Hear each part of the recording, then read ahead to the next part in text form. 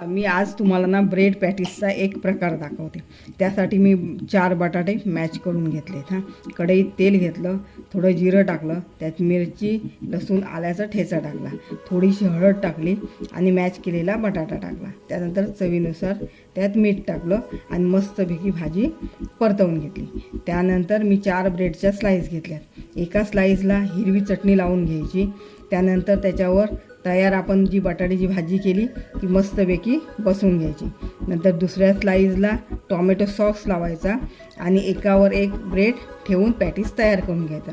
आणि माझ्याकडे की नाही पॅटीस बनवायचं भांडं आहे, त्यासाठी मी खाली बटर टाकलं एका साईडला, त्याच्यावर पॅटीस ठेवला, पुन्हा त्याच्यावर बटर टाकायचं आणि दोन्ही साईडनं पॅटीस खमंग भाजून घ्यायचा आणि तो काढून घ्यायचा।